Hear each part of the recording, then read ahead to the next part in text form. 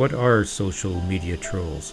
They're people who deliberately provoke others online by saying inflammatory and offensive things. They live to make people upset and angry. Trolls, though they're cute, yet ugly and laughable, they give life to our tales, ballads, and legends. Social media trolls, not so much. They wreak havoc. All a troll wants is to inflict pain, ridicule, and humiliate a targeted person. Left alone, these little social media misfits will tarnish your brand and reputation. But that doesn't mean you can't deal with them effectively. You can. I'll show you how. What are social media trolls? They're people who deliberately provoke others online by saying inflammatory and offensive things. They live to make people upset and angry. People like your fans and followers. They rant, post death threats, spew hate speech. They attack an opponent's character and say things to appeal to people's feelings rather than their intellect. They're foes, not friends, of your business, clearly. Don't mix trolls up with angry customers. The internet is filled with people stating their opinions, including upset folks wanting to share their negative but sincere beliefs. Not so with these digital devils. Trolls often don't believe a word they write, but say it anyway, just to piss off the others. Simply stated, social media trolls equals online bullies. Where can they be found? Trolls lurk online, wherever people comment, post, and share with others, like social media, of course, internet chat rooms, email groups, discussion forums, blogs. Internet trolls are nasty. They cause sleepless nights for you as a social media marketer. Same for your customer service agents. So then, it's good to know the difference between a troll with a goal versus a customer with a genuine rant. Troll or upset customer. Sometimes it's hard to tell. Both might appear irked, perhaps even furious or enraged. Fine. Look at the substance of their words. That's usually the telltale. Listen and think about their motivation. Do they appear frustrated, stating a seemingly authentic claim about your business, product, or service? Do they seek truth? Do they abide by social media etiquette? Or do they sound outraged, seething, and trying to incite rage in your brand or in other users? If so, you've got yourself a live social media troll, an internet misfit in the digital flesh. For the undelighted customer, listen to them. They want to be heard. If you address and resolve their issue, they'll be satisfied and those unhappy messages will cease. But not the online troll. They won't stop until they're forced out or get bored. Trolls aren't looking for resolutions. They want to engage in battle, one that nobody can win. Whether a troll or unhappy customer, they have nothing in common. Both want to be acknowledged. Let's dig deeper to help you determine if you're dealing with a troll.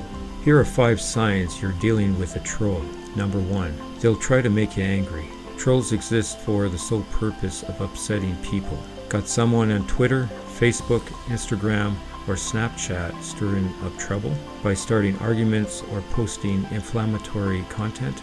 They're probably a troll, especially if they appear to be insincere in their comments, posts, or statements. Number 2, they act entitled. Many trolls have an inflated sense of worth. They operate as if the world revolves around them, or that it should.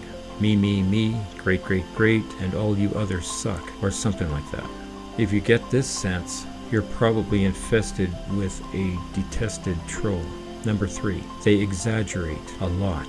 They use strong words like never and every, where most others would say infrequently and some. Using extremes and superlatives are ways to inflame people, and a good sign you have a troll to deal with. Number 4, they make it personal. Discussions, debates, arguments. A safe game for healthy talks among your online users until it gets personal, which is what trolls do.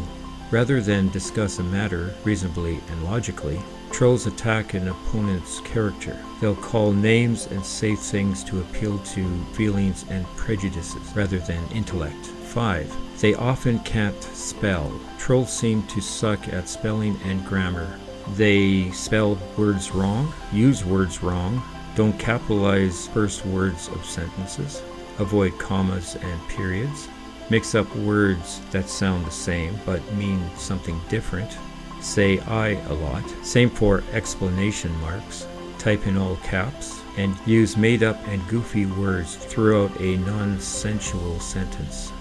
Cornwell and Stanford research did a study about antisocial behavior online. Trolls fail standards. Readability metrics for the stuff they write includes using less positive words and more profanity. Finds that makes it way easier to spot these, and then using the F word, instead of spelling it out, they would use other characters found on the keyboard. Also, digital psychopaths. Yay, happy days. All these are fancy spelling. As you can see, trolls give themselves away pretty easily. Now that you've confidently identified one, what do you do with them? Now here are 9 tips for handling trolls on social media. Number 1. Establish a policy. Most social networks have community policies for being respectful. Create one of your own too, as reminder of acceptable behavior for posts, comments, and shares. Then if someone acts unbecoming or dastardly, point them back to your policy. Hey Joe, I'm nudging you with this friendly reminder about our community policy. No need for them to take it personally when it's written out, right? Like how photographer Brandon Stanton did with his Humans of New York project. Brandon explains the comment moderation rules in a Facebook post. This made it simple for fans and followers to know and abide by the community rules. He tweeted, "Hey everyone, wanted to say a quick word about the comments section. Been getting some email from people who have been banned, so I wanted to clear a few things up. First of all, nobody has actually been banned. Anyone can see the material. You may no longer be able to comment, but rest assured, this was not my decision. I have assistants who moderate the comments section, so I assure you, I did not make a personal decision to hate, persecute, silence, oppress you." And it keeps going. Number 2, ignore them. Trolls cause negative reactions in others because they want attention, so then just ignore them. Don't fuel them. They want you to get upset. Don't give them the pleasure.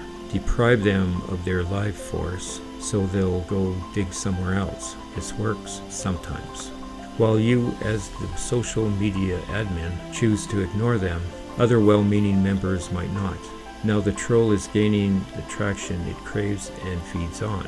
Inactivity is no longer an option. No problem. Try a different strategy and avoid a tragedy. Number 3, respond with facts. Are your trolls spreading rumors, wrong information, inaccuracies, or outright lies? Then disapprove any tales told by trolls with facts. Apple did. With a response to this video, which I will link on the comment section below, a lot of trolling followed rumors of this new bending iPhone 6. Apple took a stand. They admitted to an issue, which affected only 9 customers in the first 6 days of going on sale. Rather than deny, they accepted and disclosed. The controversy soon went away. Do the same for your brand. Confess and address to rid the trolls of their fuel. Number 4, diffuse with humor. Easy to say, harder to do. Done well, humor can humanize your brand and diffuse a situation. Sainsbury's Groceries got it right. They used jujitsu to go with, not against, the flow when responding to a disappointing chicken sandwich. Here's a tweet. October Jones says, "Dear Sainsbury, the chicken in my sandwich tastes like it was beaten to death by Hulk Hogan, was it?" Sainsbury's News replies, "October Jones, really sorry it wasn't up to scratch. We will replace Hulk Hogan with Ultimate Warrior on our production line immediately." Sainsbury pulled this off because they did not ignore the customer. They recognized the problem, apologized, and mirrored the criticism with a witty reply. However, if your joke falls flat, that could keep the troll on a roll. Number 5, block or ban them. Most trolls, most of the time, are annoying and usually harmless. However, Sometimes trolls take things too far, like escalating to threats or hate speech. When they do, you can use your social media to block or ban them. Also, check the standards for appropriate content for that social network. If the troll's posts are in violation, submit a report. Number 6, correct mistakes. Listen to what people say on your social media accounts. If you catch a mistake, correct it. Let the person know what you did and explain why. If they're a disgruntled and reasonable customer, they'll most likely appreciate it because you listened, you responded, you made them feel heard, which is what we all want. And it can turn frustration into loyalty. Unless they're a troll, they'll not care. But it's all good anyway. Why? Because your community will hear it. You showed that you're listening. You reinforced your standards for appropriate behavior. Everyone can see how professional you handled it. Other trolls will know not to mess with you. You can't control what's said. You can control how you respond to what's said. All good things for your brand. Number 7, don't be baited. Similar to ignoring them, don't feed them either. If they're trying to be funny, their response could be just what they want for their pending punchline. If you don't respond, there's no joke. If you do respond, keep your cool, with the ways and the reasons that were explained already. Number 8, don't delete their posts because that can escalate their bad behavior. Those Stanford Cornell researchers say that taking extreme action against small infractions can heighten antisocial behavior. They also found that if 2 users wrote posts of similar quality and one user's post got deleted unfairly, that user would more likely to write something worse in the future. And number 9, build a supportive, friendly community. Trolls are a fact of social media life. Make them your friend. Remember, your community is waiting to see how you handle them. Think carefully and thoughtfully about your response to a troll, then post it. The others will notice. You've given them a chance to police trolls for you. They'll most likely chime in to make trolls feel unwelcome. As Bradbury points out in his Guardian piece, take the high road. Whether it is a customer with a legitimate gripe or a troll with no intention of a good outcome. Being responsive and responsible will help you build a supportive community of followers, ones that will respect and stand by you. This will make life for trolls difficult. They'll most likely move on to spill their digital bile elsewhere. I hope what was mentioned in this podcast will help you and your community. Thank you for watching. If you found this video to be helpful and informative, please leave a comment below and hit the like button. If you want to watch more of my videos, click on the links below. And don't forget to hit the subscribe button. I hope you found this podcast informative. If you have any comments about this or the other episodes, please comment below. I'll be looking forward to reading them. Until next time, goodbye everybody. The Rocking L Show.